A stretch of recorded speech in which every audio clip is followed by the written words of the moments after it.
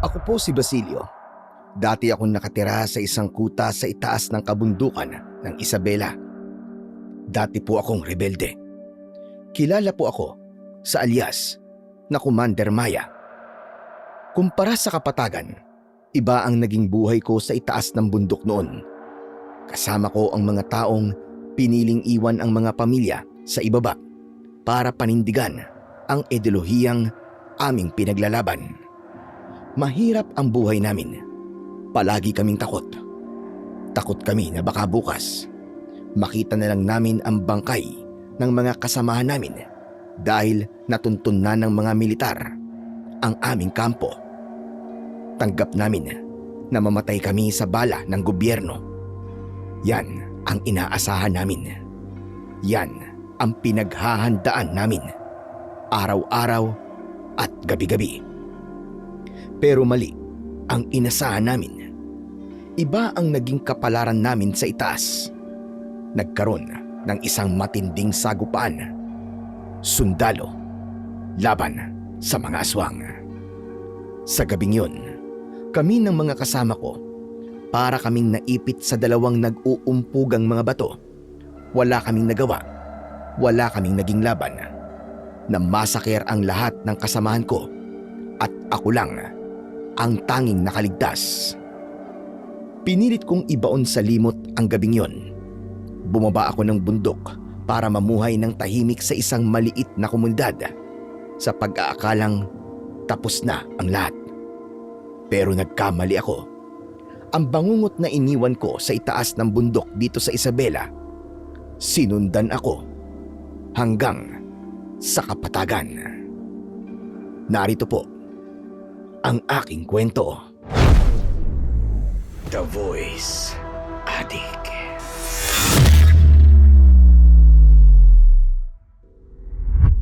Tao po! Tao po! Parang awa niyo na po! Pagbuksan niyo po ako ng pinto, bilis! Tao po! Sino ka? Gabi na. Ano kailangan mo? Kailangan ko po ng tulong. Sugatan po ako. Sugatan ka? Bakit? Ano nangyari sa'yo? Mamaya niyo na po kausapin, parang awa niyo na po. Pagbuksan niyo po muna ako ng pinto. Hindi kita kilala. At hindi ko alam kung ano nangyari sa'yo. Kung may gulo ka mang pinasukan, huwag mo akong idamay. Lumayas ka sa bakuran ko. Humingi ka ng tulong sa iba. Dahil wala kang mahihita sa akin. Hindi niyo po ako naiintindihan na kailangan ko po ng tulong. Papasukin niyo ako, sige na. Maawa kayo sa akin. Patuloy ang pagmamakaawa ng lalaking nasa labas ng pinto ko. Tinignan ko ang orasan. Mag-aalas 10 na ng gabi. Sa totoo lang, ay hindi talaga ako sanay sa mga ganitong pagkakataon dahil halos 3 taon na ako naninirahan dito sa aking kubo kasama ang aking pamangkin na si Louie. At dito sa lugar kung saan ako nakatira, hindi normal na inaabot ng ganitong oras sa labas ang mga tao. Karaniwan, alas 6 pa lang ng hapon ay nasa loob na ng mga kabayan ang mga residente at wala nang lumalabas. Kaya naman, hindi ako agad kumilos nang marinig ko ang tumatawag sa labas. Nakiramdam muna ako. Ilang sandali pa ay pinulot ko ang hinahasa kong itak at dahan-dahan akong lumapit sa pinto. Inisip kong baka kalaban ang nasa labas at nagpapanggap lang na humihingi ng tulong. Ano ba? Pakinggan mo naman ako. Ayoko pang mamatay. Pakiusap. Buksan mo na to. Umalis ka sa bakuran ko. Wala akong panahon makisali sa gulo mo. Lumayas ka. Hindi mo ko naiintindihan, Manong eh. Yung mga umahabol sa akin din sila mga tao. Kaya parang awa mo na. Patuloyin mo na ako. Sugatan ako. Baka mamatay ako dito sa bakuran mo o baka naman mahabol nila ako dito. At sila mismo papatay sa akin dito. Teka, anong ibig mo sabihin na di mga tao? Mga nilalang sila na may anyong bayawak. Umaatake sila galing sa ilalim ng lupa. Maniwala ka! Ano sabi mo? Mga nilalang na may anyong bayawak? Oo! At nasugatan nila ako ng malumba. Parang awa mo na, buksan mo na to. Sige na! Kumabog ng mabilis ang dibdib ko nang marinig ko ang sinabi ng taong yon. Ang sinasabi niyang mga nilalang ay eksakto sa itsura ng mga demonyong umubos sa mga kasamahan ko noon sa itaas ng bundok. Dahil sa impormasyong ito ay mabilis kong inalis ang harang na kahoy at binuksan ang pintuan. Bumulaga sa akin ang isang lalaking basang-basa ng pawis at halos maligo na sa sarili niyang dugo. Kinakapos na din siya ng hininga at bakas sa kanyang muka ang labis na takot. Natigilan ako nang makitang nakasuot siya ng uniforme ng isang sundalo. Tama ang kutob ko. Isa nga siyang kalaban. Pero bago pa ako makakilos, bigla na lang siyang nawalan ng malay. Napaurong ako nang bigla siyang natumba at napasandal sa aking katawan. Sinubukan kong alugin ang balikat niya pero nanatili siyang nakapikit. Maya-maya pa ay napansin kong biglang nag-iba ang simoy ng hangin. Umalingasaw ang mabahong amoy na parabang amoy ng nabubulok na dugo, malansa at nakakasulasok. Mabilis ko siyang hinila papasok sa bahay. Hinawakan ko ang leeg niya para pakiramdaman ang kanyang pulso. Tumitibok pa rin naman pero mahina. Inilapit ko rin ang mukha ko sa ilong niya. Humihinga pa siya. Nang kunin ko ang lampara at ilapit sa kabuuan ng lalaki, nakita ko ang mga sugat at kalmot niya sa katawan. Ang pinakamalala ay yung nasa bandang tagiliran niya. Anak ng teteng, sa dinami-dami ng taong manghihingi sa akin ng tulong, talagang isang sundalo pa. Lecheng buhay to. Binibiro ba talaga ako ng tadhana? At kung binibiro nga ako, pues hindi ako natutuwa. Buisit! Tito? Sino po yan? Louie, ba't gising ka pa? Akala ko yung nagpapahinga ka na sa kwarto mo. Hindi po kasi ako makatulog eh. Tapos medyo narinig ko po yung pag-uusap yung dalawa ng lalaking yan. Sino po ba siya? Saka, bakit po ang dami-dami po niyang sugat sa katawan? Hindi ko siya kilala, Louie. Ang sabi niya may humahabol daw sa kanya. Mga abwak po ba? Paumanin po. Pero yung po kasi ang narinig ko kanina eh. Sabi niya, mga nilalang daw na mukhang bayawak eh. Tama ka nang narinig, Louie. Ano po bang gagawin natin sa kanya? Gagamutin niyo po ba? Tito, baka may maitutulong po ako sa inyo. O, Louie, kumuha ka ng malinis sa tubig at malinis sa tela para malinisan ang kanyang mga sugat. Sige po. Habang ginagawa ni Louie ang aking ipinag-uutos, ay naglakad ako, pabalik-balik sa loob ng maliit na kubo namin. Pilit kong pinapakalma ang sarili ko dahil habang tinititigan ko ang sundalong yun, namumuo talaga ang galit sa dibdib ko. Bumabalik sa aking alaala ang mga masasamang nangyari sa akin. 3 taon na ang nakalilipas. Isa itong malaking gulo kung saan namatay ang kapatid kong si Ka Edwin. Mabuti pa hindi na lang kita pinagbuksan ng pinto eh. Problema ang hatid mo sa akin. Dapat hinayaan na lang kitang maabutan at makain ng mga abwak sa labas. Lumapit ako pabalik sa kanya. Dinampot ko ang itak sa saig. Itinapat ko ang talim sa leeg niya. Bala kong lasdasin ang leeg niya. Pero nanginig ang mga kamay ko. Isang lasdas lang ay siguradong tapos na ang problema ko. Pero hindi ko maidiin ang talim. Buntong hininga ko at sinabi ko sa sarili ko na makatarungan ang gagawin kong pagpatay sa lalaki. Pero biglang may humawak sa mga kamay ko at ibinaba niya ito. Kinuha niya sa akin ang hawak kong itak. Tiyo, anong gagawin mo? Hindi mo pwedeng gawin yan.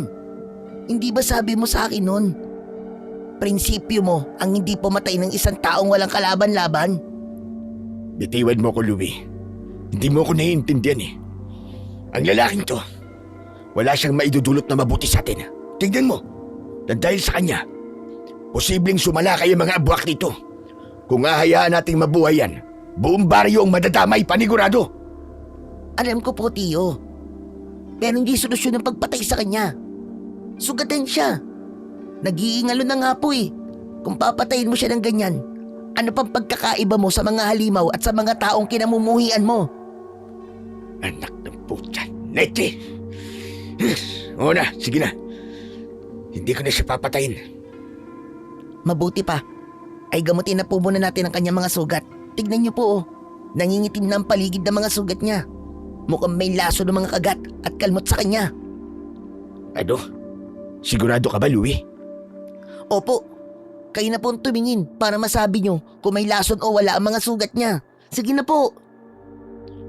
Lumapit ako sa kinahihigaan ng binata at marahas na hinawi ang punit-punit niyang uniforme. Pagkakita ko sa mga sugat sa braso at binti niya, nanigas ako.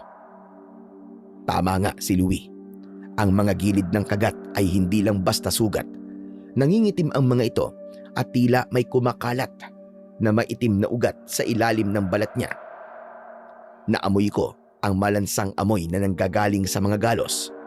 Amoy nabubulok na lupa at patay na karne. Kargado nga siya ng lason ng mga abwak. Nagkatinginan kami ng aking pamangkin na wala ang lahat ng galit ko sa isang iglap. Alam kong kapag hindi ito naagapan, magiging isa na rin siyang abwak sa loob lang ng ilang oras. Ako na po ang bahalang maglinis ng kanyang mga sugat. O sige, ako naman ay ihahanda ko mga gamit sa pagtatandok. At yung pagdidikdik sa mga halamang gamot. Kailangan nating mahigop ang laso na yan bago pa umabot sa utak niya. Delikado. Sige po. Ako na po munang bahala sa kanya. Habang abala si Louie sa paglilinis sa mga sugat, kinuha ko ang mga gamit ko sa pagtatandok. Nang maihanda ko na ang lahat, ay lumapit ako sa dalawa. Hawak ko ang sungay ng kalabaw na gagamitin ko. Kulang isang dangkal lang ang taas nito at butas ang magkabila ang dulo. Kumuha ako ng matanim na kutsilyo at hiniwaan ko ng maliit ang balat sa mismong tabi ng sugat ng tagiliran niya. Pagkatapos ay itinapat ko ang mas malapad na dulo ng sungay sa ibabaw ng hiwa.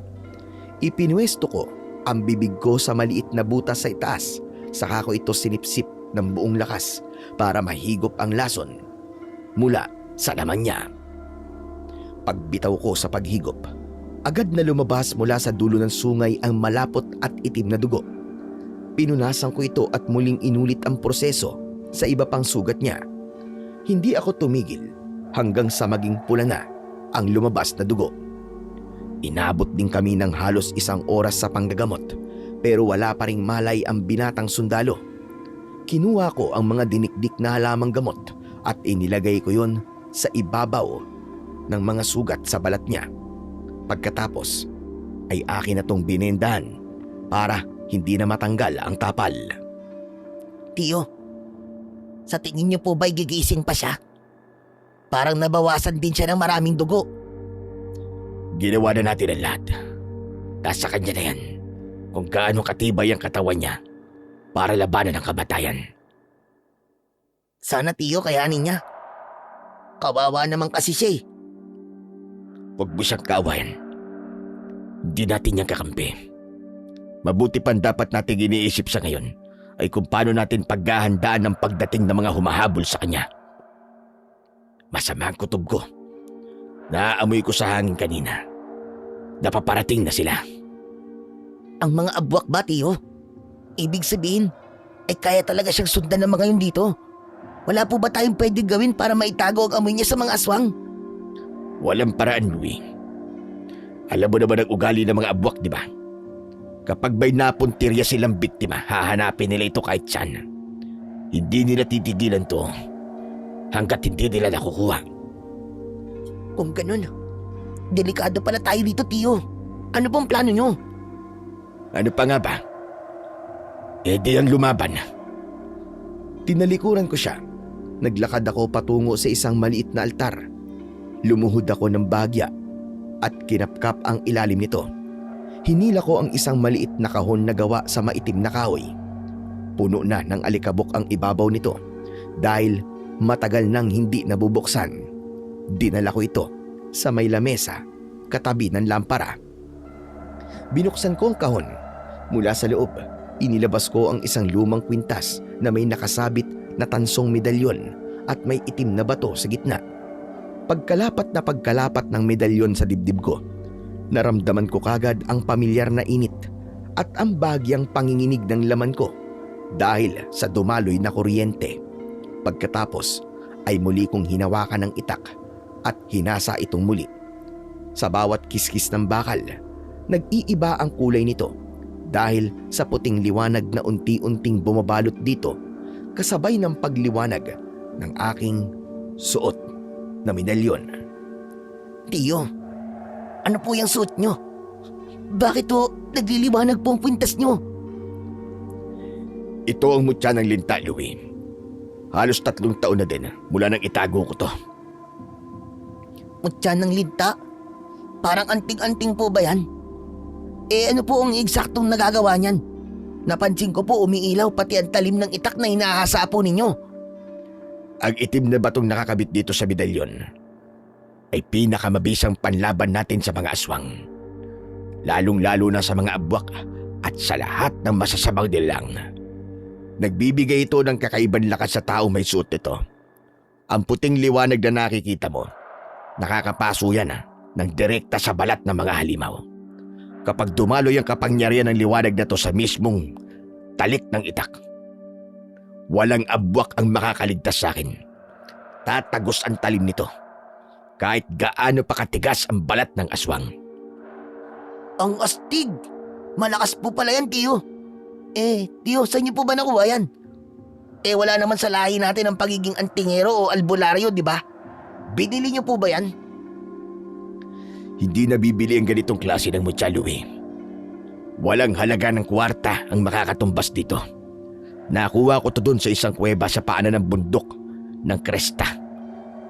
Nung pagbaba ko dito sa Kapatagan. Kuweba? Sa may paanan ng Mount Cresta? Nakarating po kayo doon, Tiyo. Di ba delikado ang lugar na yun dahil bukod sa maraming linta pinaniniwalaang may nakatira doon na puting engkanto? Ano pong nangyari? Paano niyo po nakita yan? Hindi ko naman ginusto na mapadpad ako sa lugar na yun, Louie. Pero wala akong mapagpipilian nun dahil ang daan papunta doon ang pinakaligtas na pwede kong daanan para hindi ako masundan ng mga aswang o ng mga militar. Nagtago ko sa loob ng kuwebang yun at doon ko natagpuan ang kalansay ng isang tao. Nakasabit ito mismo doon sa kanyang leg. Tapos kinuha niyo po? Ganun na nga. Wow! Ang tapang niyo, Tiyo. Pero, paano niyo po na-discover ang kapangyarihan yan? May baril ako nun, pero naubos yung bala. At ang tagi ko lang na bitbit ay yung aking lumang itak. Nung maisuot ko ang medalyon, nakaramdam ako ng konting kuryente at init. Tapos, bigla na lang naglabas ito ng puting liwanag. Sakto may sumugod na abwak sa akin. Madali ko lang siyang napatay gamit to. Nabulag at nasunog siya sa liwanag. Nataglay nitong medalyon. Grabe! Ang galing talaga! Sana ako din may ganyan. Gusto ko din magkaagimat at magkaroon ng makapangyarihang mutya. Louie, hindi basta-basta nagkakaroon ng ganitong mutya. Ang sabi ni Mang Juan, husa daw itong nagpapakita sa mga taong karapat-dapat o sa mga taong pinili ng mutya. Sinuwerte lang siguro ko nun na ako ang pinagkalooban ng ganitong kapangyarihan. Hindi ko kilala kung kaninong bangkay yung may suot nito. Pero sabi ni Mang Juan, baka raw isang albularyo o isang antingero na minalas sa pagtugis ng mga aswang. Si Mang Juan? Siya po ba yung pinakamatandang albularyo noon dito sa atin? Siya nga, Louie. At siya rin na nagsabi na mutya ng linta ang napasa sa akin. At siya na rin ang nagpaliwanag sa akin kung ano-ano ang kayang gawin ito. Matapos kong sabihin yon, nakita ko sa mga mata ni Louie ang labis na pagkamangha. Pero alam kong wala kaming oras para Sa mahabang pagkikwentuhan, tinapik ko siya sa balikat at ibinalik ko kagad ang atensyon ko sa hawak kong itak. Ipinagpatuloy ko ang paghasa rito, tapos ay napalingon ako sa sundalo sa papag. Tahimik pa rin siyang nakahiga at walang malay. Tumayo ako mula sa pagkakaupo at nag-umpisa ng kumilos. Sumilip ako sa labas, mukhang tahimik pa rin naman at walang presensya ng mga abwak. Babalik na sana ako sa tabi ng pamangkin ko, pero bigla akong natigilan nang maramdamang umiinit ng bagya ang medalyon na suot ko. Tila nagbibigay ng babala. Maya-maya pa ay nakarinig ako ng kaluskos. Sumunod ang isang mahinang pagyanig o bahagyang paggalaw ng lupa na umaalon mula sa ilalim ng aming kinatatayuan. Kilala ko ang senyales na yon. Ganitong-ganito ang naramdaman ko nung gabing inatake kami sa bundok. Ang amoy ng nabubulok na lupa na may halong malansang dugo ay sumingaw ng matindi sa hangin. Louie, alerto ka. Nandito na ang mga abwak. Po, ano pong gagawin natin, tiyo? Huwag kang kabahan. Akong bahala sa'yo. Mabuti pa tumabi ka doon sa sundalo. Bantayan mo siya maigi at huwag mong iiwan. Haharapin ko ang mga aswang na yan. Pero delikado po, tiyo. Baka kung mapaano po tayo. Huwag ka mag-alala. May suot akong mutya. Hindi ako masasaktan. Sige na, huwag kang lalabas ha. Diyan ka lang kahit na anong mangyari. Sige po, tiyo. Susundin ko po ang sinabi nyo. Dito lang po ako. Dahan-dahan kong binuksan ang pintuan at agad na lumabas. Sa ilalim ng liwanag ng buwan, agad kong namataan ang tatlong lalaki na nasa bakuran ko. Malapad ang pagkakangisi nila, habang ang kanilang mga mata ay nagiging kulay pula na parabang nagbabaga sa dilim. Pagkakita nila sa akin, ay hindi na sila nagpatumpik-tumpik pa. Bigla silang lumubog sa lupa at nawala sa paningin ko.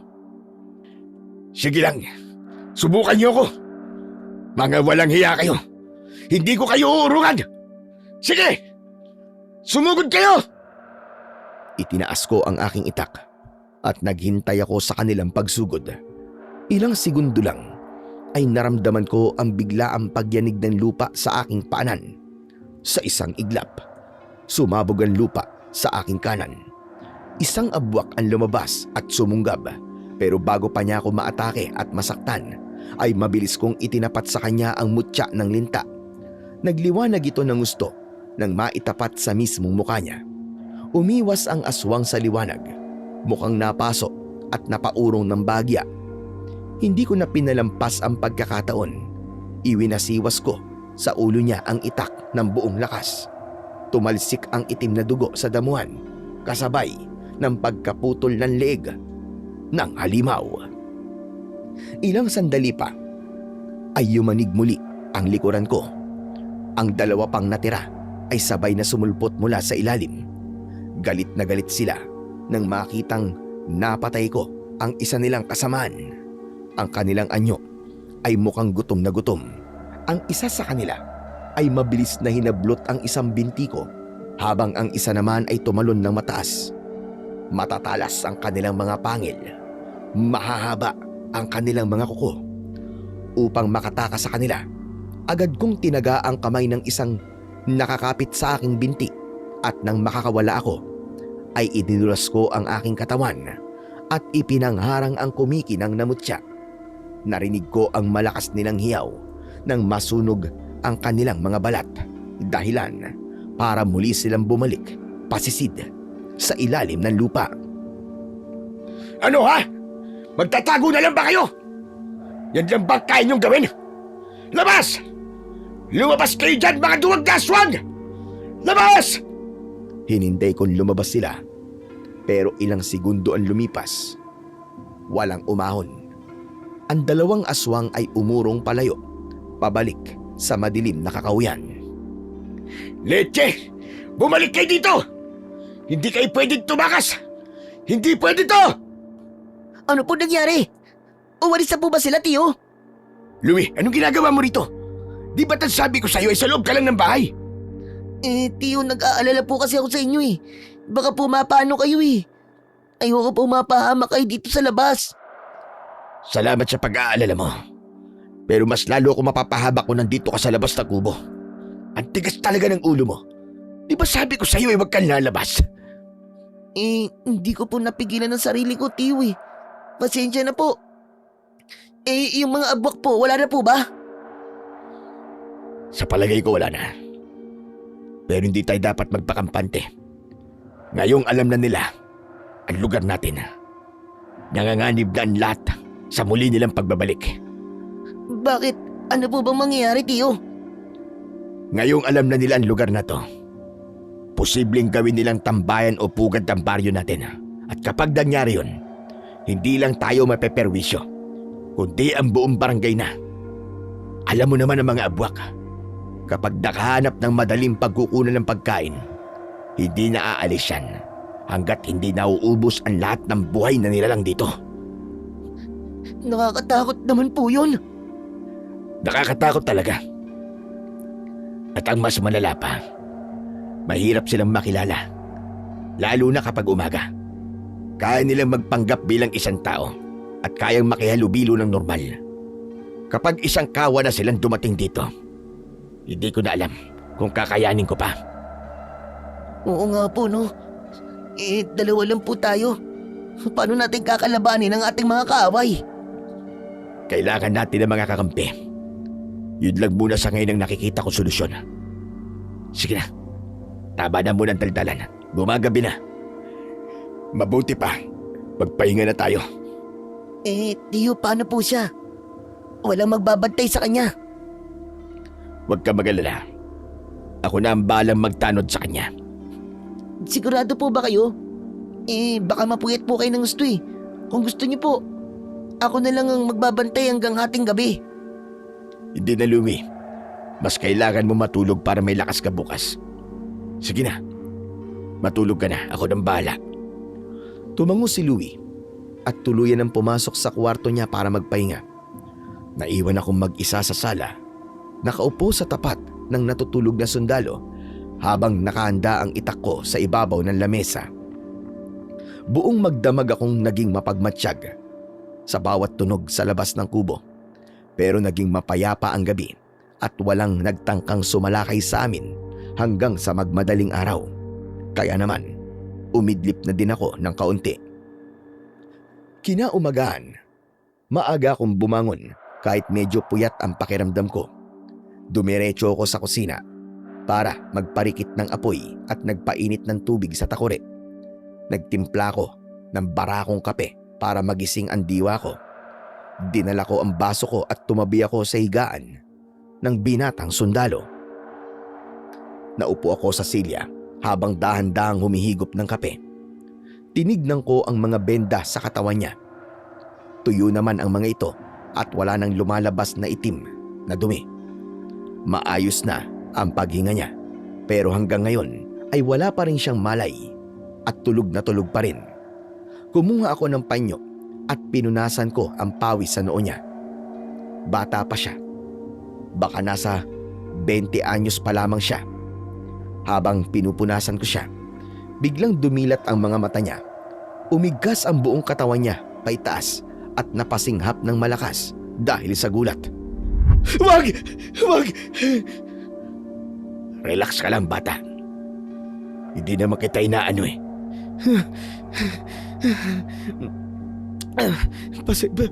Pasensya na po.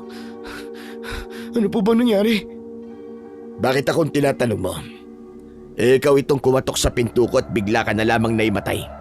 Ipinasok kita rito para gamutin dahil ayoko na may estrangherong mamatay dito sa bakuran ko. Ano ba nangyari sa'yo? Bakit kayo natake ng mga abwak? Galing po ako sa itaas. Doon po, sa tuktok ng bundok, may mga kasama po ako eh. Mga kapwa ko po sundalo. Nagpunta kami ron dahil sa isang misyon. Kaya lang eh. Kaya lang ay ano? Kaya lang po, may nakaengkwentro pa kaming mga halimaw doon. Malalaking bayawak na naglalakad gamit ang dalawang paa. Grabe. Ang lalaki ng kanilang mga kuko. Tapos meron sila mga pangil. Tapos kulay itim ang mga balat nila. Tapos may mga kaliskis. Bigla na lang sila sumulpot. Galing po sa ilalim ng lupa. Nagsimula nang pumatak ang mga luha sa pisngi niya. Napayuko siya at napahawak sa kanyang ulo. Tila binabalikan ang kanyang naging karanasan. Pinatay nila ang mga kasama ko. Wala silang tinira. Ako lang ang nakaligtas sa kanila dahil nagawa kong tumakbo at magtago sa mga palumpong. Bago ako nakababa dito. Dapat hindi ka dito nagpunta. Dahil sa'yo, ang buong baryo ngayon ay nahaharap sa matinding panganib. Alam mo ba yun? Hindi magiging ligtas ang lugar na ito mula ngayon. Po? Dahil sa akin mapapahamak po ang mga tao rito. Pero hindi ko po alam. Pasensya na po. Hindi ko sinasadya. Mabuti pa. Umalis na lang ako. Wala na. Huli na, binata. Mabuti pa huwag ka masyadong malikot dyan. Baka mamaya bumuka pa mga sugat mo. Mababaliwala lang ang ginawa namin paggagamot sa'yo. Kung pwede lang sana itinuloy ko na ang pagpatay ko sa'yo. Ho? Bakit ka naman ako papatayin? Saka bakit parang galit na galit ka sa akin? Dahil ba to sa mga abwak? Nasundan ba nila ako? May nasaktan ba silang tao? Oo. Nasundan ka nila dito. Pero wala naman silang nasaktang ibang tao. Kundi sila mismo nasaktan ko. Napatay ko ang isa sa kanila. At nakatakas ang dalawa pa. Pero yun ang mas kinakatakot ko. Baka bumalik ang mga aswang na yun. Tuso, maestratehiya, at matatalinong uri ng aswang ang mga abwak. Kaya mas nakakatakot sila. Pasensya na. Hindi ko ginusto na masundan nila ako dito. Ang gusto ko lang ng mga oras na yun makaligtas at ang mabuhay. Wala namang problema Pero sana hindi ka nagpakagat. Yun ang dahilan para masundan ka nila. Hindi ko naman gusto na makagat nila ako Ang sakit kaya. Saka sobrang hapdi at kirot na mga kagat at kalmot nila. Grabe. Nakakatakot ang mga aswang na yun. Para silang gutom na gutom at grabe kung umatake. Bigla na lang silang lilitaw mula sa lupa at agad na susunggab para mangagat. Totoo sinabi mo. Ang mga nilalang na yan ay mabibilis. Nabubuhay sila sa kailaliman ng lupa. Hinuhukay nilang dinadaanan nila pataas para gulatin ang mga biktima nila. Hihilahin nila pababa sa lupa hanggang sa malagutan ng hininga. Mama, mukhang marami kang alam tungkol sa mga abwaka. Gusto kong malaman kung ganun ba talaga katalas ang mga pang-amoy nila para masundan ako dito. Matalas talaga ang pang-amoy nila. Naaamoy nila ang sariwang dugo mula sa'yo at bukod pa doon, sinusundan nila ang amoy ng sarili nilang lason. Kaya imposible na matakasa mo sila. Natahimik si Caleb sa sinabi ko. Halatang nagulat siya at biglang namutla ang muka habang nakatitig sa akin. Siguro ay naniwala na siya dahil seryoso ang muka ko at walang bakas ng biro. Inubos ko ang natitirang kape sa tasa ko, saka ko ito ibinaba nang pabagsak sa lamesa. Ramdam ko pa rin ang inis sa dibdib ko dahil ang totoo, ayoko talagang magkanlong at tumulong ng isang kaaway. Habang nakatitig ako sa punit-punit na uniforme ni Caleb, biglang bumalik sa isip ko ang nangyari. Ilang taon na ang nakakalipas. Sariwa pa rin sa alaala ko ang sinapit ng mga kasamahan ko sa dati naming kuta sa kabilang bahagi ng bundok. Nadamay lang kami noon sa tindi ng labanan sa pagitan ng mga aswang at ng mga sundalo. Wala kaming kinalaman sa gulo nila, pero ang naipit at labis na napinsala ay kami. Sa engkwentrong yun, walang awang naubos ang lahat ng mga kasamahan ko. At mas masakit pa dun din namatay ang nag-iisa kong kapatid na si Ka Edwin, ang tatay ni Louie. Ako lang ang natirang buhay sa trahedyang yon. Nang mabalitaan ng asawa ni Kuya ang nangyari, Nagka-depresyon siya at nagpakamatay at ako lang ang pwedeng kumupkup at magpalaki sa pamangkin ko. Kaya naman, napakabigat para sa akin na tulungan ang sundalong nasa papag ko tulad ng mga sundalo sa bundok na nagdala ng mga abwak sa kuta namin. Ang binatang ito ang muling magdadala ng mga abwak sa baryong kanlungan ko ngayon. At natatakot akong matulad ang baryong ito sa nasirang kuta namin sa itaas ng bundok. Kumusta ang pakiramdam mo? Nakabawi ka na ba ng lakas? Hindi pa po masyado. Nangihina pa po ako at talagang makirot pa rin po mga sugat ko. Alam ko, matagal maghilom ang kagat ng mga abwak. Pero sana, mapabilis na ang paggaling mo. Salamat po. Sana nga po maging mabilis talaga ang paggaling ko. Manong, salamat po ulit sa pagliligtas niyo sa akin ha. Sinabi ko na, huwag ka magpasalamat. Dahil hindi naman ako natutuwa na nandito ka. Manong, alam ko pong galit po kayo sa akin. At ihingi ko po ng tawad ang lahat ng kasalanan ko sa inyo. Hindi ko po sinasadya na dalhin sila dito. Sadyang dito lang talaga ako napadpad. Saka alam niyo po, mukhang may dahilan ang tadhana kung bakit po tayo pinagtagpo.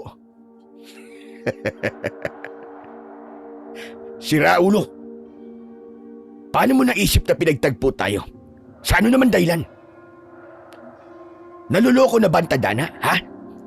Sige nga, sabihin mo nga sa akin, bakit? Ang sabi niyo po kasi, may sumalakay na mga abwak dito kagabi. Nagawa niyong ipagtanggol ang sarili ninyo at pati na ako. Ibig sabihin, kaya niyo pong lumaban sa kanila. Ano naman ngayon sa'yo, kung kaya kong lumaban? Gusto kong ipaghiganti mga kasama ko. Pinatay sila ng mga abwak na yun. Kailangan ko silang maipaghiganti laban sa mga demonyong yun. Matutulungan niyo naman po ko, di ba? Mukhang may kapangyarihan ka eh. Nakita ko yung suot mong medalyon. Alam kong hindi lang yan basta isang pintas, kundi isang agimat. May alam ka pala tungkol sa mga agimat. Oo, Manong. Nasa dugo ng pamilya namin ang pagiging antingero. Kaso nga lang sa amin, ako lang ang tumanggi na tumanggap ng tungkulin na yan. Tinanggihan mo? Napakalaking kamangmangan yan. Kung tinanggap mo sana ang pamana ng pamilya mo, baka buhay pa mga kasama mo ngayon. Baka hindi ka nagtatago rito sa kubo ko ngayon, naduguan at nanginginig sa takot. Hindi ko naman kasi akalain na totoong may mga halimaw sa mundong to eh. Buong buhay ko kasi naniwala ako sa lakas ng armas at sa training namin sa militar. Akala ko sapat na ang baril para protekta ng sarili ko at ang mga kasama ko. Pero yun nga, nagkamali ako. Walang nagawa ang mga bala namin. Nandambahin kami ng mga abwak sa dilim. O ngayon, alam mo na ang katotohanan. Ang mga abwak, hindi tinatabla ng ordinaryong bala ng baril. Kaya kahit ubusin mo ang lahat ng bala ng buong batalyon ninyo, wala. Tatawanan ka lang ng mga abwak kung wala kang dalang kontra sa kapangyarihan nila. At tungkol naman sa paghihiganti mo, pasensya na, pero hindi kita tutulungan. Labas ako sa problema mo. Pero Manong, ang problema ko, problema nyo na rin ngayon. Di ba't sabi mo kanina na dahil sa napadpad ako rito, posibleng nakompromiso na rin ang kaligtasan ng buong baryong to? Leche! Ako na ngayon ang ginigisa mo sa sarili kong mantika. Hindi naman sa ganun, Manong.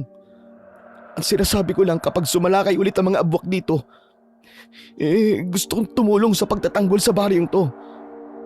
Alam kong ako ang nagdala ng peligro dito, kaya hindi ko kayang umalis na lang.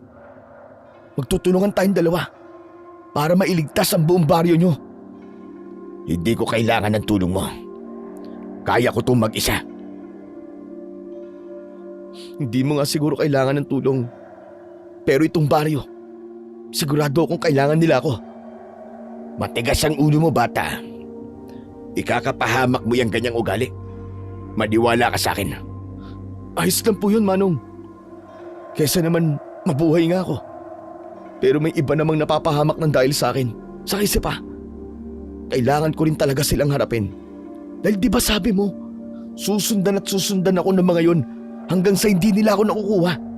Kung tatakas ako, dadaling ko lang ang gulo sa ibang lugar. Gusto kong mapuksa sila para sa kaligtasan ng lahat. Tsaka, trabaho ko ang magprotekta. Yun ang sinumpaan kong tungkulin.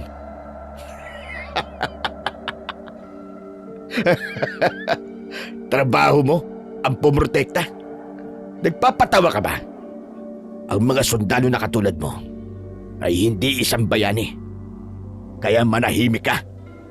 Hindi naman ako nagpapakabayani, Manong eh. Sinasabi ko lang kung ano ang tama. Tungkulin kong protekta ng mga tao.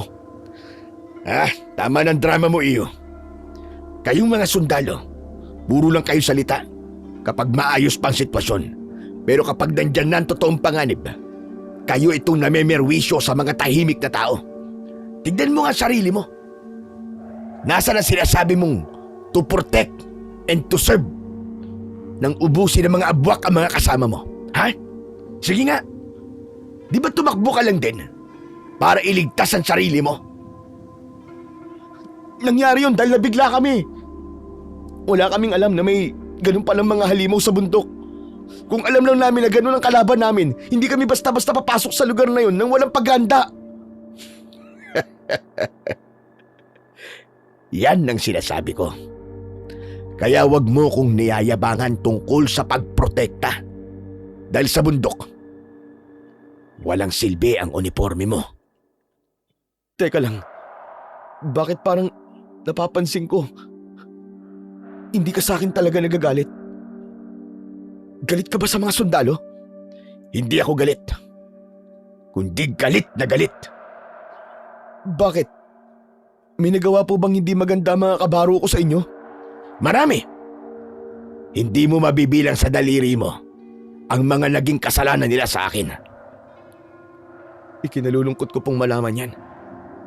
Pero kung ano man ang ginawa nila sa'yo, o kung naging malupit man sila, gusto ko pong sabihin sa inyo na hindi lahat ay katulad nila. Marami pong matitinong sundalo. At isa na ako doon, Manong. Nasang dahilan kung bakit kami nasa bundok. Hinahanap namin sila. May hinahanap pala kayong mga sundalo dyan. Pwes, wag na ninyong asahan na makikita niyo pa sila. Dahil tulad ng mga kasama mo, naging hapunan na rin yun ng mga abwak. Wala na. Patay na ang mga yon. Biglang nag-iba ang mukha ni Caleb sa narinig niya. Nawala ang pagiging mahinahon niya at napalitan nito ng matinding galit. Bahagya pang umangat ang katawan niya mula sa papag. Halatang napikon at nasaktan siya sa diretsahang pagsasabi ko na patay na ang mga kasama niya. Mabilis na kumilos ang binata kahit halatang sumasakit ang mga sugat niya. Bigla niyang pinulot ang kanyang baril na nakalagay sa tabi ng unan. Agad niya itong ikinasa at itinutok ng diretsyo sa noo ko. Nanginginig ang buong kamay niya habang nakahawak sa gatilyo at kitang-kita ko na handa niya akong barilin anumang sandali. Huwag mo't sabihin yan! Hindi ko gustong tabas ng dila mo! Hindi pa patay ang mga kasamaan ko. Hindi pa patay ang kuya ko. Naririnig mo ba ako? Buhay pa siya! Buhay pa siya! At hindi ko rin gusto ang pagiging arugante mo, binata. Tinututukan mo ng baril ang taong nagligtas sa buhay mo. Bastos ka! Sige, iputok mo yan! Iputok mo yung baril mo! Patayin mo ko!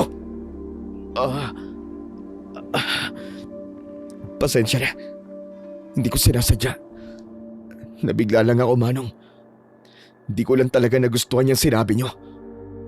Leche! Ang lagay eh. Matapos mo kung tutukan ng armas mo sa mukha, pasensya lang sasabihin mo. Antitigas talaga ng mukha niyong mga militar. Akala niyo kung sino kayong hari at hawak niyo ang buhay ng mga tao dahil lang may dala kayong bakal. Pasensya na talaga. Nagdilim lang ang paningin ko. Dahil pagpamilya ko na ang pinag-uusapan, para bang Nawawala ako sa sarili ko. Sumasagot ka pa. Mabuti pa umalis ka na dito. Lumayas ka dito sa pamamahay ko. Manong, patawad po. Patawad po talaga. Patawad? Sinasabi ko sa'yo, huwag mo akong maganyan-ganyan dito sa loob ng pamamahay ko. Ginamot ko ang sugat mo. Tapos ganito lang palang gaganti mo sa akin? Gamitin mo nga yung utak mo. Huwag kang puro yabang. Yumuko na lang si Caleb at hindi na nakasagot sa mga sinabi ko.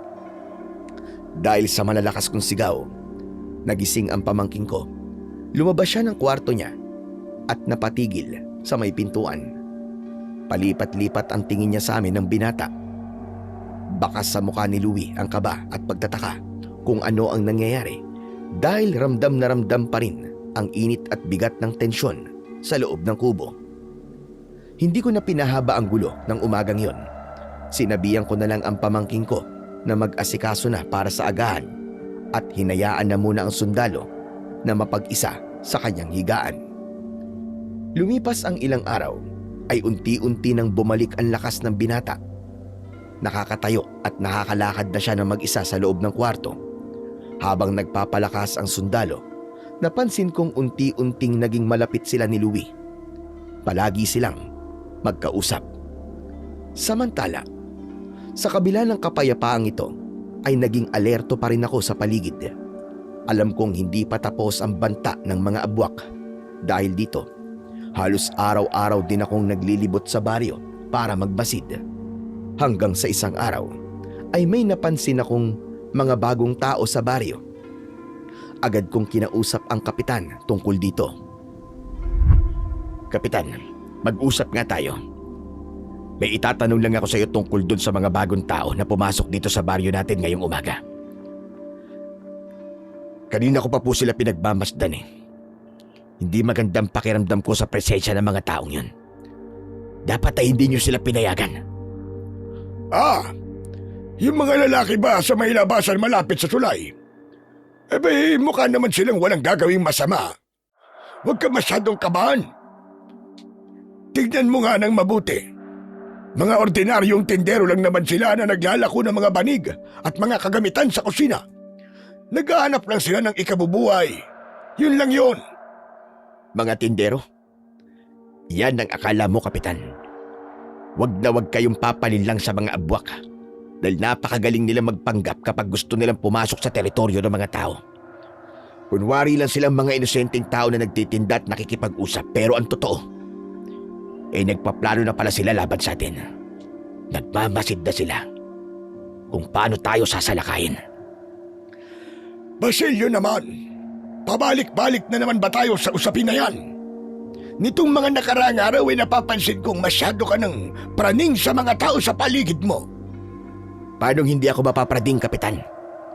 Nabanggit ko na sa inyo nung isang araw ang totoong dahilan kung bakit tayo posibleng atakihin ng mga abwak dito sa baryo.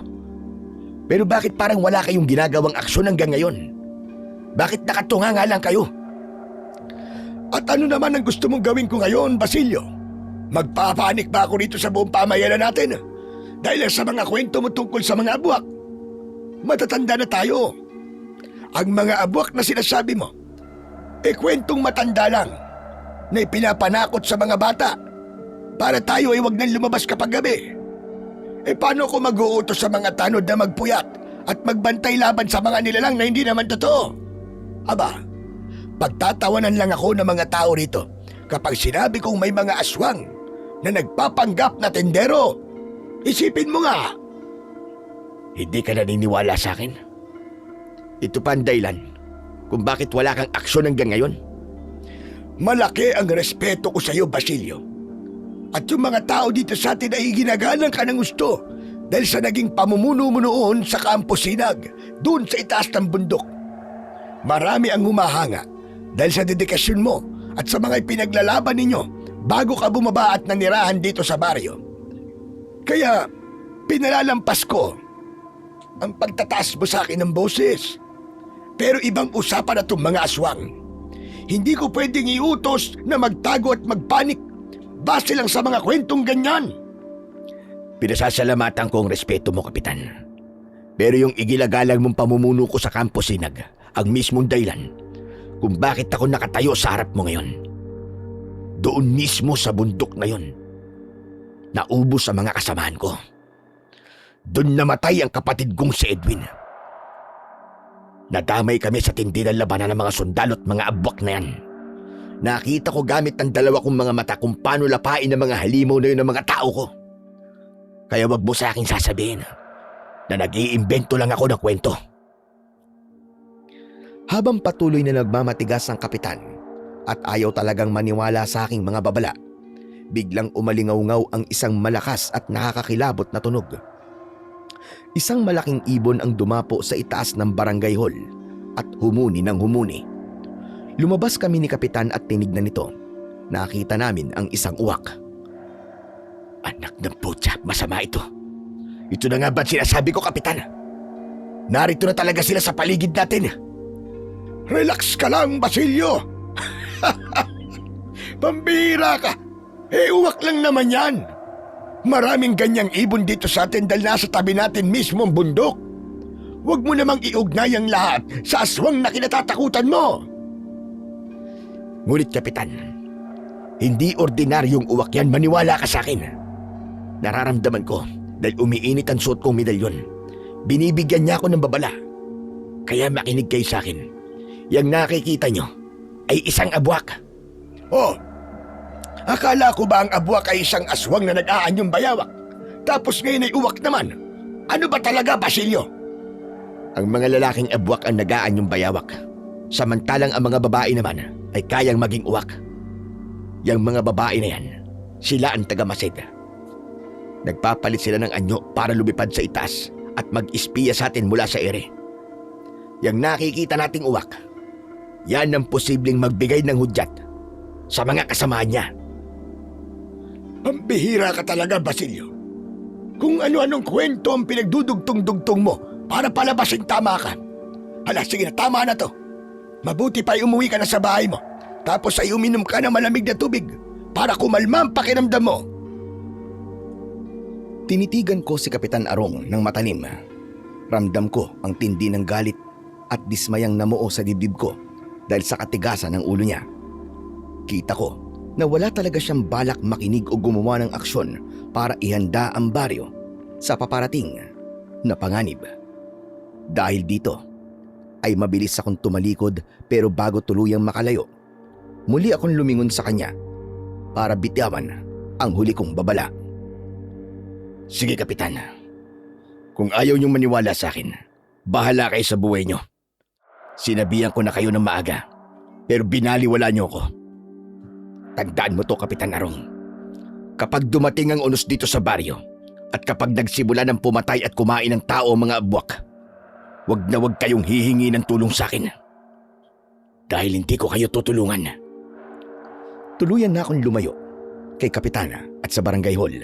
Habang naglalakad ako pabalik sa aking kubo, lalong umiinit ang medalyong suot ko sa aking dibdib.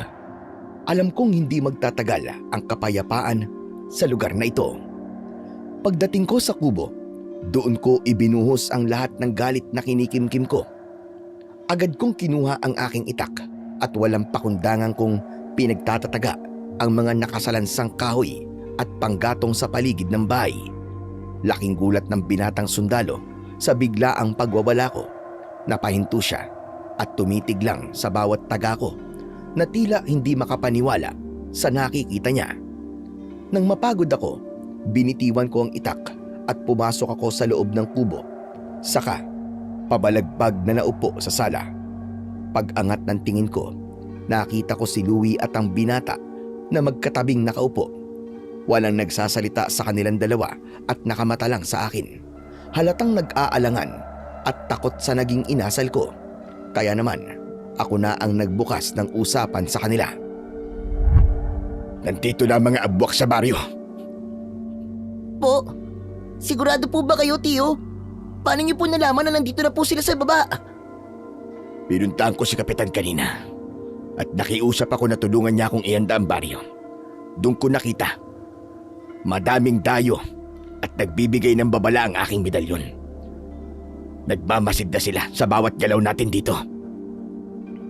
Kung ganun, totoo nga ang sinabi mo sa akin nun na ako magdadala sa kanila dito. Kailan ba kasi ako nagsinungaling?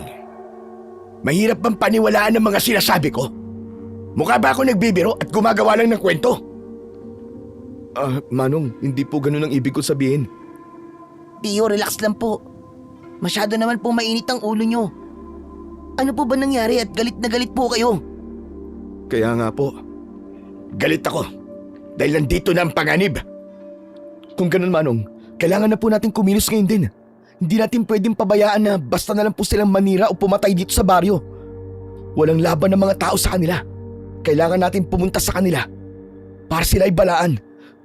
Tutulong po ako. Manahimik ka nga. Wala tayong gagawin. Mananatili tayo dito sa loob ng kubo ko. Ang taging ipagtatanggol natin ay ang ating mga sarili. Wala tayong ibang ililigtas kundi ang isa't isa. Po?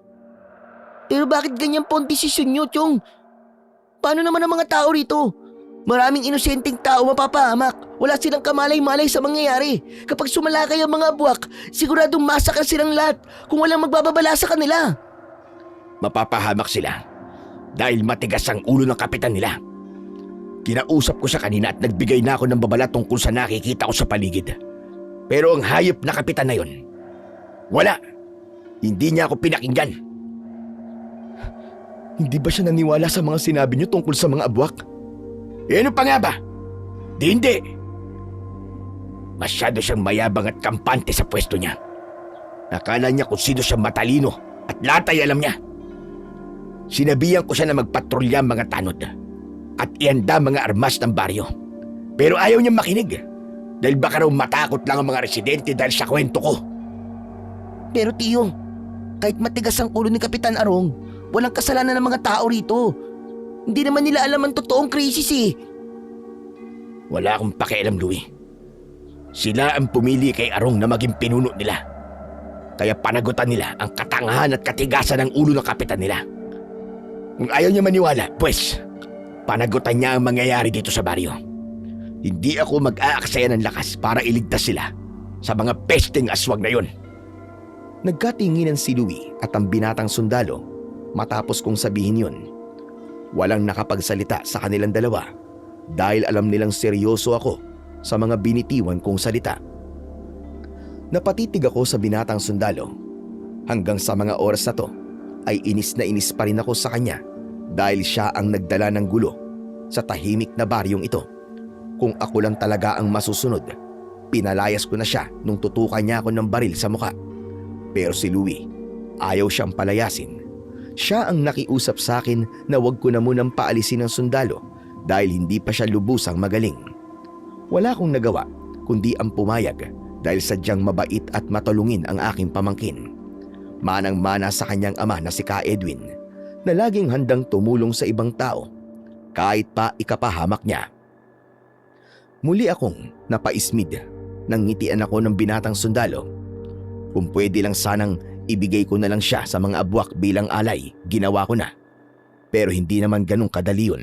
Dahil alam ko sa pagkakataong ito, hindi na yung sundalo ang puntirya nila, kundi ang buong baryo na.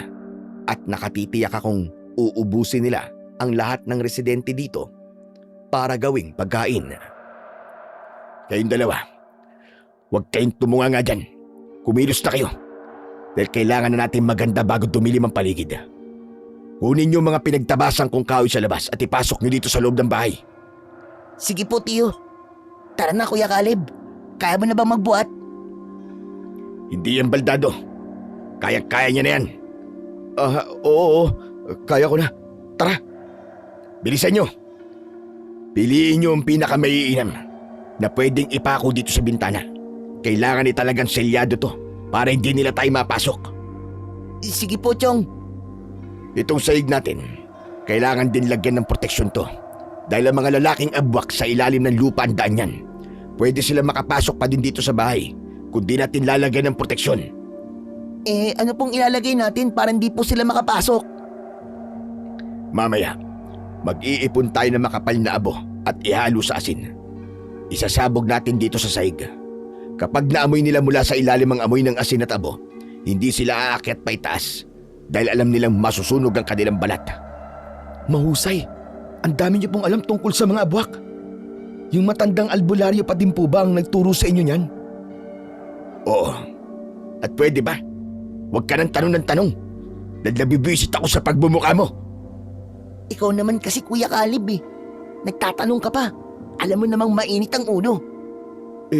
Curious lang naman kasi ako eh. Ano bang pinagbubulungan yung dalawa dyan ha? Pinag-uusapan niyo ba ako? Hindi po, Chong. Ang sabi ko po magbubuhat na po kami ng kahoy para matapos na po agad. Tama yan. Sige na. Simulan niyo ng paggawa. Lumabas na ang dalawa para kunin ang mga kahoy. Walang nagreklamo sa kanila at agad nilang simulan ang pagpupukpok sa mga bintana hanggang maselyuhan ng gusto ang mga ito. Pagkatapos, sama-sama naming isinabog sa sahig ang pinagsamang halo ng asin at abo. Nang masiguradong ayos na ang lahat, naupo na kami sa sala at hinintay ang paglubog ng araw. Makaraan ng ilang oras, sumapit na ang gabi at tuluyang binalot ng matinding dilim ang buong paligid. Tahimik kaming tatlo na nakaupo sa upuan. Hawak ko ang aking itak at nakasukbit naman. Sa bewang ni Caleb ang kanyang baril. Si Louie naman ay may bitbit na buntot ng page. Naging alerto kami sa bawat kaluskos na maririnig namin sa labas. Tahimik ang lahat hanggang sa isang iglap umalingaw-ngaw ang malakas na huni ng uwak. Alam ko, nagsisimula na ang mga abwak. Tiyo, talaga bang wala tayong gagawin? Hayaan na lang ba natin na mapahamak ang mga tao? Wala na tayong magagawa, Louie. Nagawa ko ng dapat kong gawin pero wala akong napala sa kapitan na yun. Ayaw niyang tumulong. Ayaw niya akong paniwalaan. Pero, Tiyo, ano kasi? Tama na. Basta ang utos ko sundin niyo. Mananatili lang tayo dito. Mabuti pa nga akin na yung mga sandata niyo. Ilagay niyo dito sa lamesa at babasbasan ko. Inilapag nila Louie at Caleb ang kanilang mga armas sa ibabaw ng mesa. Hinawakan ko ang aking medalyon at umusal ng isang orasyon. Pagkatapos nito, bigla kong naramdaman ang matinding init nito sa aking palad. Idinikit ko ito sa mga sandata at lumipat ang liwanag sa mga ito. Nakatitig lang ang dalawa sa ginagawa ko. Nang matapos ang aking pagbabasbas, dahan-dahang nawala ang liwanag. Pero nanatili ang init sa bawat armas. Kunin niyo na mga sandata niyo. Hindi na ordinaryo mga yan. May taglay na yung init mula sa aking medalyon na siyang tanging kahinaan ng mga abwak. Aba, oo nga no. Medyo mainit ng baril ko. Pero hindi naman ako napapaso. Manong, ano pong mangyayari kapag binaril ko sila? Kapag tinamaan mo sila, tatagos na yan sa kahit na pinakamakunat pa at pinakamatigas na balat ng mga abwak. At kapag nakapasok ang bala sa loob ng katawan nila, tsak na mawawasak ang laman loob nila. Kahit dapis lang ang tumama sa kanila, manghihina sila ng gusto. Grabe, ang galing nun, Kuya Caleb. Paano naman po tong latigo ko? Magagamit mo yan sa mga kalabang nasa malapit sa iyo. Kapag tinamaan sila ng hagupit ng latigo, masusunog sila hanggang sa maging abo. Ayos yun kung ganun. Ngayon may laban na tayo. Makakaganti na rin ako sa mga hayop na yun. Manahimik ka. Sinabi ko na sa iyo, di ba, wala tayong gagawin hanggat hindi tayo inaatake dito sa loob ng bahay. Pasensya na po, Manong. Pero hindi ko po kayang gawin yun. Lalo na kung alam ko may nangangailangan po ng tulong ko. Mayabang ka rin talaga, no? Sige. Kung yan ang gusto mo, hindi kita pipigilan. Harapin mo ang buong kawan ng mga abwak. Tignan natin kung sasapat yung bala mo sa dami nila. Teka, sandali lang po. Huwag na po kayo mag-away. Tiyo, makiusap naman po.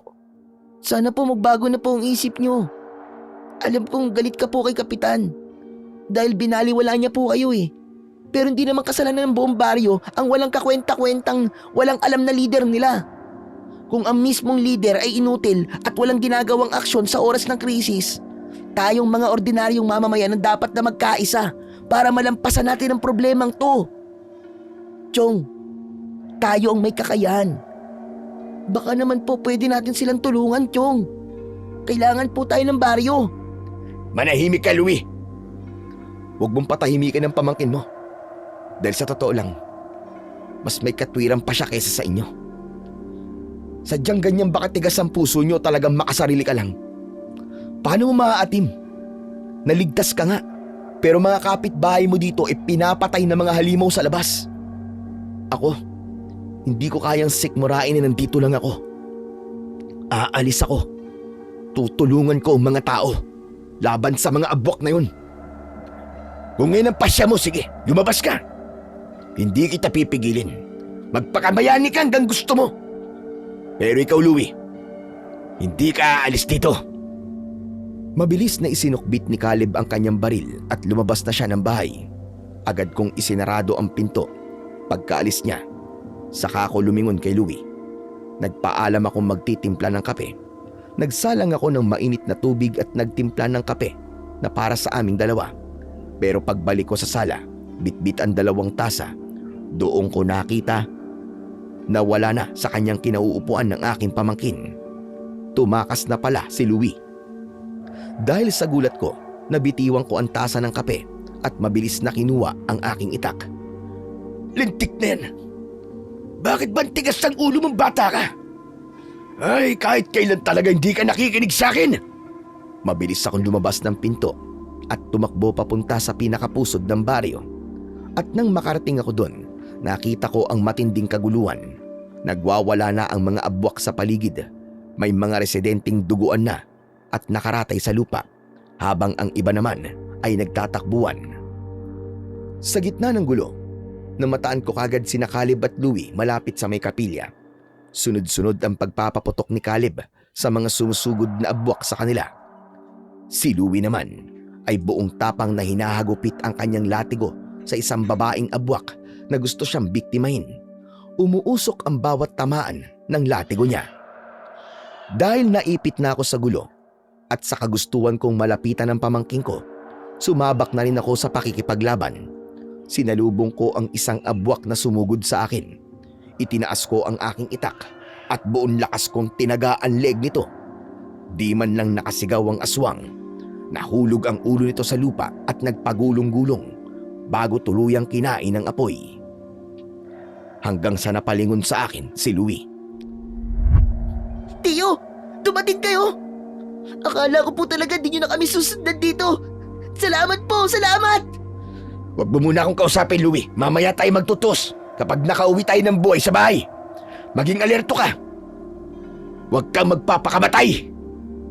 Tumingin si Caleb sa akin at agad na sumilay ang ngiti sa kanyang labi. Naasar ako sa ngiti niyang yon, pero ilang sandali lang. Bigla niyang itinutok sa akin ng kanyang baril.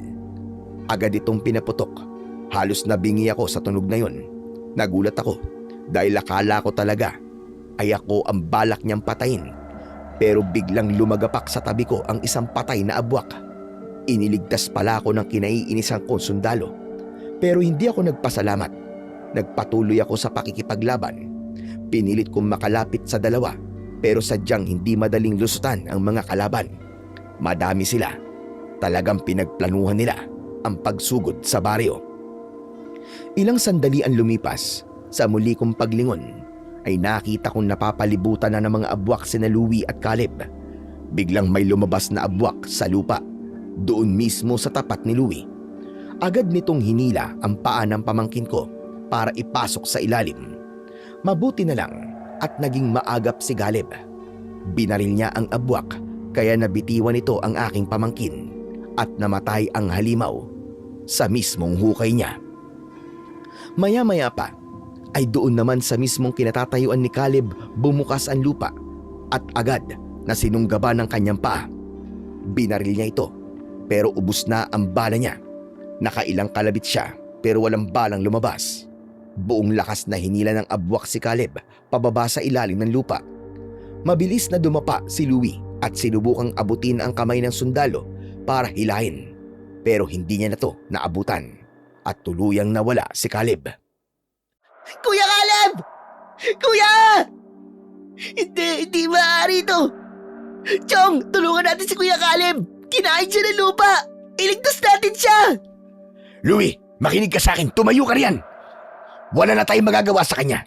Mag-focus ka sa pakikipaglaban. Hindi ko kaya! Kasalanan ko to, Chong! Kung di niya ako iniligtas, nailigtas sana niya ang kanyang sarili! Ano ba? Mamaya mo na isipin yan. May mga kalaban pa tayo. Napapalibutan ka pa ng mga buwak. Lumaban ka! Kung di ka lalaban, mamamatay tayong dalawa dito. Pakiusap, huwag kang magpapatalo sa takot mo! Kahit ilang beses kong sigawan ang pamangking ko, ay hindi siya kumikilos. Nakatingin na lang siya sa lupa kung saan nawala si Caleb. Dahil dito, 3 abwak ang sabay-sabay na tumakbo papalapit sa kanya para siya ay dambayin. Hindi na ako nag-aksaya ng panahon. Sumugod ako sa mga halimaw. Itinaas ko ang aking itak at sunod-sunod na pinagtatataga ang mga aswang. Pinilit kong hawiin ang lahat ng harang para lang makalapit ako sa aking pamangkin. Tahan na, Louie. Makinig ka sa akin. Hindi pa tayo tapos. Kailangan nating mabuhay. Kailangan nating ipagtanggol ang baryo. Pero si Kuya Caleb, paano siya? Patay na ba siya, Chong? Hindi pa tayo sigurado kung anong totoong nangyari sa kanya. Sundalo yun. Malakas siya. At alam naman nating matigas ang bungo ng lalaking yun. Marahil ligtas pa yun, kaya tumayo ka na dyan. Huwag mo na muna siyang isipin. At huwag kang mag-isip ng negatibo. Walang mapapala ang pag-iyak mo. Sige na, tumayo ka na at makipaglaban. Dahil sa sinabi ko, ay dahan-dahan na siyang tumayo.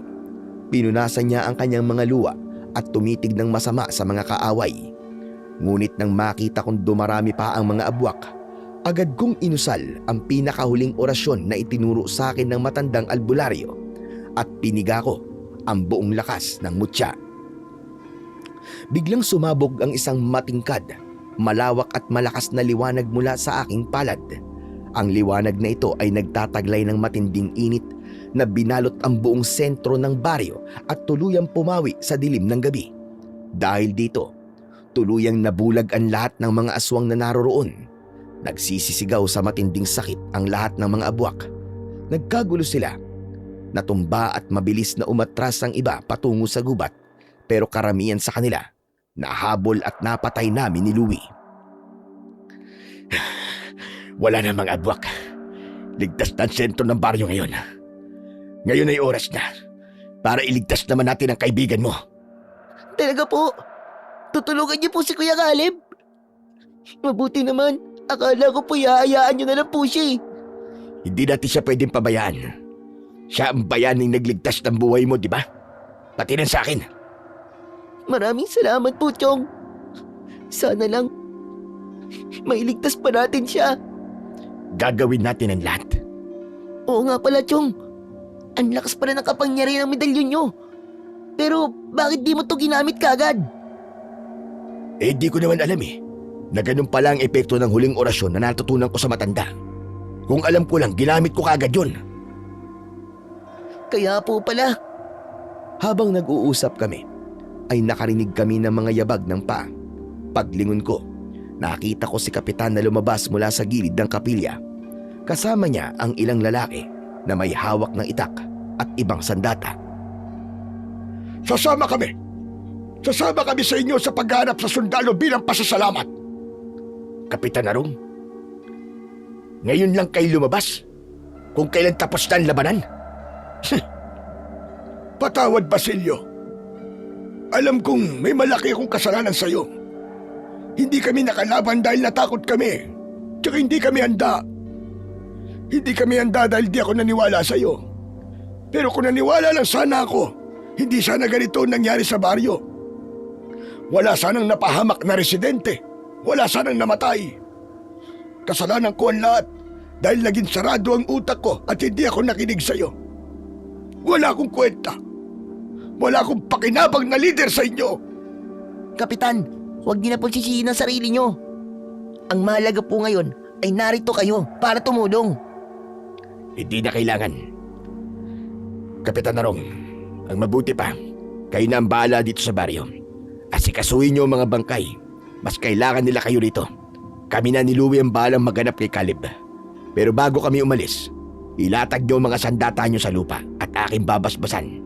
Para kung sakaling may sumugod ulit dito, nakaanda na kayo at kaya niyo nang makipaglaban sa mga abwak. Mabilis na sumunod ang mga kalalakihan at si Kapitan Arong. Inilatag nila sa damuhan ang kanilang mga itak at sibat. Lumapit ako sa tapat ng mga armas at muli kong kinuha ang medalyon mula sa aking leeg. Humawak ako sa mutya ng linta at umusal ng mabilis na orasyon habang nakapikit ang mga mata. Ilang segundo lang ang lumipas. Muling sumiklab ang puting liwanag mula sa aking palad at isa-isa kong hinawakan ang mga sandata. Namangha sila sa kanilang nakita. Matapos nito ay nagpaalam na kami sa kanilang lahat. Lumapit kami sa mismong butas kung saan nawala si Caleb. Handa ka na ba? Papasukin natin ang butas na yan para masundan kung saan dinala ng abwak si Caleb.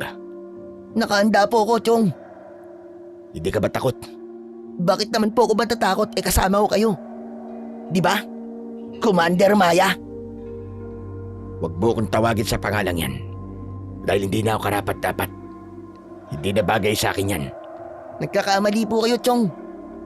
Wala lang po nagbago sa inyo Kayo pa rin po yung dating commander. Respetado, matapang at may paninindigan. Kayo pa rin po yung mabait at malaki ang pusong leader na tinitingala ni na tatay. Talaga ba? Yung pa rin ba ang tingin mo sa akin hanggang ngayon? Oo naman po. At ipinagmamalaki ko po kayo. O siya, tara na. Iligtas na natin si Caleb. Mabilis kaming lumusong ni Louie sa loob ng madilim na butas. Gumapang kami sa masikip na tunnel na yon. Ramdam ko ang kakaibang lamig at ang mabahong amoy ng mga halimaw habang pailalim kami ng pailalim. Ang tanging liwanag namin ay ang liwanag na nagmumula sa aking medalyon. Samantala, ilang sandali ang lumipas, nakakita na kami ng lagusan. At nang umahon kami sa lupa, nakita naming nasa loob kami ng isang kuweba. Malaki ang lugar at konektado sa napakaraming maliliit na daanan sa ilalim ng lupa. Dito na nagsimula ang matinding gulo. Hindi pa man kami nakakalayo sa butas ay agad nang sumugod ang mga abwak. Itinaas ko ang aking itak at pinagtatataga ang mga halimaw. Kapag may lumilitaw sa likod o sa gilid, si Louie naman ang agad na humahampas sa mga ito. Hindi kami umatras. Bawat aswang na lumapit sa amin ay mabilis naming napapatay dahil sa taglay na lakas ng aming mga armas. Nang maubos namin ang mga kalaban sa loob ng kuweba, doon namin nakita si Caleb. Nakahandusay siya at walang malay na nakadapa sa lupa. Kuya Caleb! Kuya Caleb! Chong! Tignan niyo po kung buhay pa po siya, bilis! Mabilis akong lumapit at hinawakan ko ang leeg niya para pakiramdaman ang pulso niya. May tibok pa ang kanyang puso at humihinga pa siya ng bahagya. Tinapik-tapik ko ang mukha niya para magising siya. Dahan-dahan niyang idinilat ang kanyang mga mata at tumingin sa aming dalawa. Caleb! Caleb, gising! Caleb, ligtas ka na! Huwag ka mag-alala. Narito na kami ni Louie. Iniligtas niyo ako, Mang Basilio. Louie? Oo, Kuya Caleb. Nandito kami para iligtas ka sa kamay ng mga abwak. Hindi niyo na dapat ginawa yun. Kasi hindi naman pala ako karapat dapat na iligtas. Ano ba sinasabi mo? Ano ba nangyari? Bakit ka umiiyak? Si Kuya, nakita ko ng inahanap kong kapatid. Isa na siyang abwak. Isang kaaway na halimaw. Diyos ko. Mamaya na natin pag-usapan yan. Umuwi na tayo para makapagpahinga. Hindi tayo ligtas sa lugar na ito. Tumayo ka na riyan. Tara na! Kahit hirap ay tumayo na rin si Caleb. Bumalik kami sa butas. Gumapang kami ulit pabalik sa baryo. At nang makarating kami sa baryo, dumiretso na kagad kami sa bahay. Agad kong binigyan ng maiinom na tubig si Caleb. Nang kumalma na siya ng konti, doon na namin pinagpatuloy ang aming pag-uusap. Tama kayo nang narinig. Isa ng halimaw ang kuya ko. Siya ang kumuha sa akin at nagdala doon sa kuweba. Hindi ko inaasahan ang muli naming pagkikita. At hindi ko matanggap. Hindi ko matanggap na isa na siyang aswang. Kuya Caleb, anong ginawa sa'yo ng kapatid mo? Pinipilit niya akong makianib sa kanila. Gusto niya akong maging abwak din para makasama niya ako. Pero hindi ako pumayag. Nagmakaawa ako sa kanya pero galit na galit ang ibang abwak sa pagtanggi ko. Sinaktan at binugbog nila ako. Pero hindi inayaan ng kuya ko na mapatay ako ng mga kasamaan niya. Kaya binigyan nila ako ng pagkakataong makapag-isip. Kung aanib ba ako o papatayin nila ako kapag di ako sumunod. Pagkatapos nung nawalan ako ng malay. Tapos pagising ko nandun na kayo. Lahat ng aswang sa kuweba, Caleb. Napatay na namin. Ayos na po. Masakit pero tanggap ko. Alam kong wala sa sarili si kuya nung naging abwak siya. Mas mabuti na rin natapos ang paghihirap niya kaysa patuloy siyang pumatay ng mga walang laban tao. Mabutit na iintindihan mo, Caleb. Sa totoo lang kapag naging abwak ang isang tao, wala nang natitirang bait sa loob nila. Kahit pamilya mo pa yan, darating ang oras na kakainin at kakainin ka pa rin yan kapag nanaig ang gutom nila. Naniniwala po ako sa inyo, Manong. Hayaan niyo na po. Ginawa lang naman natin ang tama para hindi na sila makapaminsala pa sa iba. Kuya Caleb, umahanga po ako sa paninindigan nyo. Kahit pamilya mo siya, pinili mo pa rin manatiling tapat sa pagiging sundalo mo. At sa panig ng mga tao at kabutihan. Salamat, Louie. Sanay naman ako sa patayan dahil trabaho ko to. Pero iba pala talaga kapag sarili mong dugo ang kaharap mo sa laban. Pero utang ko sa inyong dalawang buhay ko. Kung di dahil sa inyo, baka mas masakit ang naging kamatayan ko. Dahil mismong kapatid ko ang papatay sa akin. O siya, tama na. Huwag mo na munang isipin yan ngayon. Ang mahalaga ay buhay ka at nandito ka na sa loob ng bahay ko. Marami kang pasa at sugat sa katawan dahil sa pambubugbog ng mga abwak sa'yo.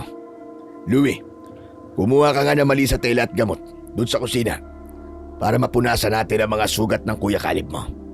Opo, Chong. Kukuha po ako. Pagkatapos mo magamot, matulog ka na muna. Magpahinga ka. Mabilis na bumalik si Louie galing sa kusina. Bitbitang isang palanggana ng maligamgam na tubig, ilang piraso ng malinis sa tela at mga itinabi kong dinikdik na dahon ng halamang gamot.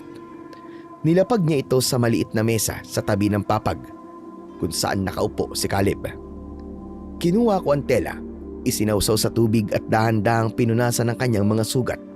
Tinignan ko kung may lason ng mga ito. Mabuti na lang at walang senyales ng lason sa kanyang mga sugat. Tinapalang ko na ito ng mga halamang gamot. Bagya siyang umungol nang maramdaman ng hapdi, pero tiniis niya ito at hindi siya gumalaw. Pagpasensyaan mo na kung medyo masakit. Kailangan linisin ang mga sugat mo para hindi ma-impeksyon. Maswerte ka pa rin dahil yan lang ang inabot mo. Walang malalim na kagat o kalmot ng kuko na pwedeng magsalin ng lason sa'yo.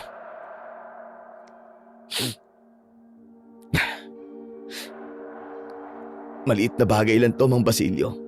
Kaya ko pong tiisin ang hapdi o kirot nito. Mas masakit po yung katotohanan na huli na ako para iligtas ang kuya ko. Huwag mo nang isipin ang kuya mo. Ang isipin mo na lang, natapos mo na ang mission mo na hanapin siya. Ngayon, magpalakas ka na para sa sarili mo. Inilagay namin ang mga benda sa katawan ni Caleb hanggang sa matapos ang panggagamot sa kanya. Baka sa mukha ng sundalo ang labis na kapaguran. Hindi lang dahil sa pisikal na laban na hinarap niya, kundi dahil sa bigat ng kanyang nalaman tungkol sa kanyang kapatid. Ilang sandali pa, tuluyan na siyang nakatulog sa papag. Pagsapit ng gabi, ay pareho kaming nakabantay sa sundalo. Umiinom kami ng mainit na kape. Napansin kong hindi ginagalaw ni Louie ang kanyang tasa. Anong iniisip mo? Parang napakalalim ha. Panay ang buntong hininga mo eh. Wala po, Chong. Masaya lang po ako na nalampasan po natin ang pagsubok dito sa baryo natin. Siguro naman po tahimik na ulit dito. Yung mga natitirang abwak matatakot na silang bumalik dito dahil po sa inyo. Tama ka. Tahimik na ulit ang baryo. At alam mo ba, masayang masaya ako dahil sa wakas. Nagawa na natin bigyan ng ustisya ang pagkamatay ng tatay mo at ng lahat ng mga naging kasamaan ko sa Sitio Sinag. Kung ganun, pwede ko na po ba kayong tawagin ulit na Commander Maya? Wag na. Ayoko na. Bakit naman po, Chong? Dahil ang pangalang yun ay dapat ko ng kalibutan kasabay ng aking pagbabagong buhay dito sa baryo. Kaya ang mabuti pa, Tio Basilio na lang ang itawag mo sa akin. Kung yan po ang gusto nyo, Chong, susundin ko po. Pero Chong, para sa akin, kahit kalimutan pa natin si Commander Maya, alam kong kayo pa rin ang pinakamatapang at pinakamabuting taong nakilala ko. Salamat, Louie. Ngayon ay mabubuhay na tayo ng tahimik sa baryo na to. At ngayong nabigyan na natin ng ustisya ang mga kasamaan ko, tapos na ang yugtong yun sa buhay ko. At pwede ko nang kalimutan ang pait ng nakaraan. Opo, Chong. At mula sa simula hanggang huli, tayo po magkasama. Tutulungan kita sa mga gawain dito.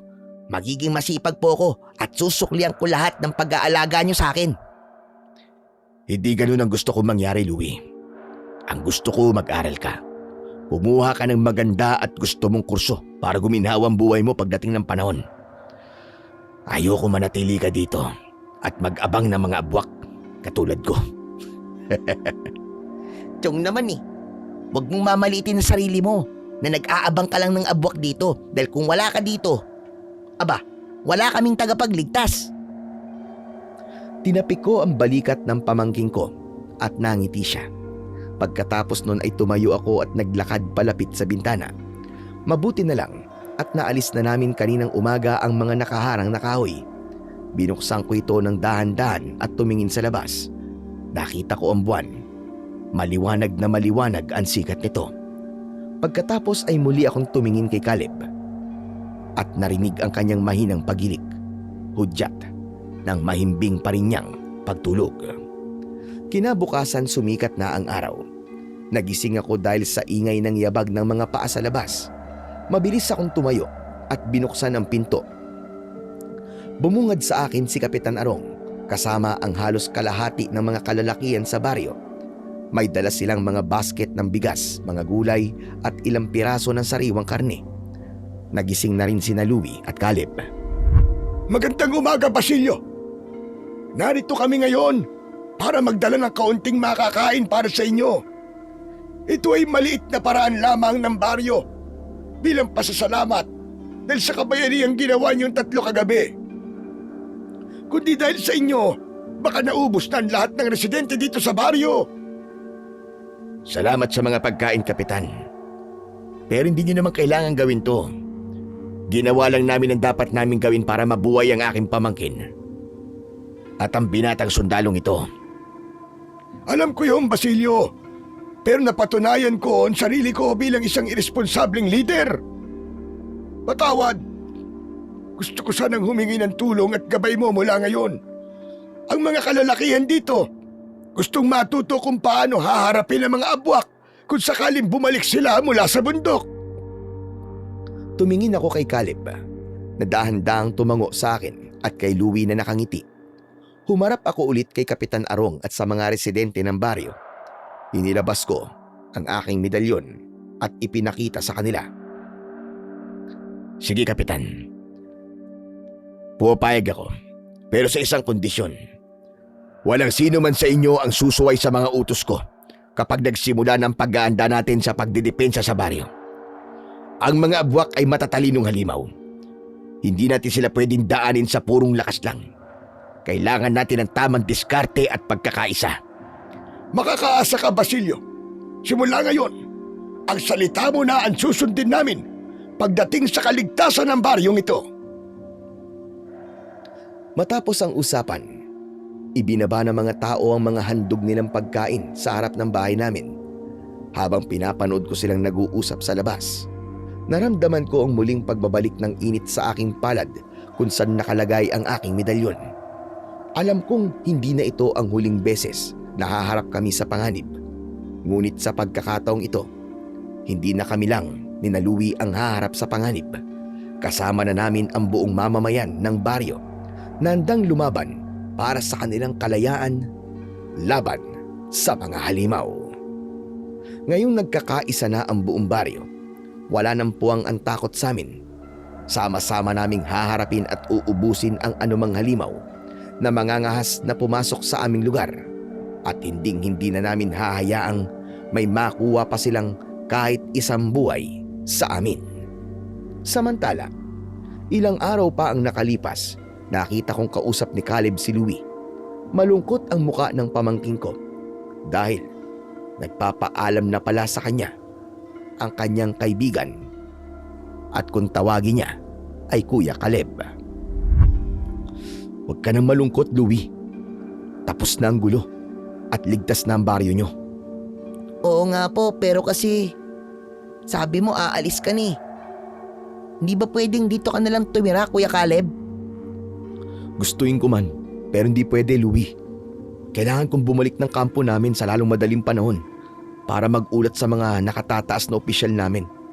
Kailangan nilang malaman ang totoong nangyari sa mga kasamaan ko. Sa bagay. Kaya lang kasi nakakalungkot. Kasi mawawalan na ako ng mabait na kuya eh. Pero salamat po ah. Salamat po sa pagliligtas po sa buhay ko. Numuntik na akong kunin ng abwak. Wala yun. Niligtas mo din naman ako, di ba? Ang galing mo nga makipaglaban eh. Alam mo, pwede kang maging mahusay na sundalo sa hinaharap. Pwede, Kuya Caleb. Maganda nga yun. At para matupad yun, kailangan mo mag-aral ng mabuti, okay? Opo, Kuya Caleb. Hindi po kita makakalimutan. Mag-iingat ka po palagi sa mga misyon mo, lalo na po sa mga gubat. Oo, mag-iingat ako sa susunod. Sige na, Louie. Paalam na sa'yo. At sa inyo din po, Commander Maya, Mang Basilio. Pasensya na po kayo. Hindi ko po sinasadyang mapakinggan ang pag-uusap niyo ni Louie. Pero wag po kayo mag-alala. Sa pag-alis ko po dito, wala po ako narinig. Hindi to malalaman ng iba. Saludo po ako sa inyo, sir. Salamat, iyo. Mag-iingat ka sa paglalakbay mo pabalik sa kampo nyo. Bukas palagi ang pinto ng bahay ko para sa'yo kung sakaling mapadaan ka ulit dito sa aming baryo. Ngumiti ng malawak si Caleb. Sumaludo ulit ng formal sa amin at tuluyan ang tumalikod. Binuwat niya ang kanyang bag at naglakad na siya papalayo. Hanggang dito na lang po ang aking kwento, Sir Blair. Maraming salamat po sa pagkakataong ito na ibinigay niyo sa akin para po mabasa ang aking sulat. Sa ngayon po ay nandito ako sa aking bahay at si Louie ay ganap na ring sundalo sa kasalukuyan. Hindi ko na nga po binalikan ang dating buhay ko sa bundok. Tahimik akong nanirahan sa baryo at sapat na sa akin ang pagiging isang tiyo at tagapagbantay ng baryo. Bilang si Basilio, tungkulin kong panatilihin ng kaligtasan at kaayusan ng baryong aking tahanan. Maraming salamat po sa inyong pakikinig. Hanggang sa muli po.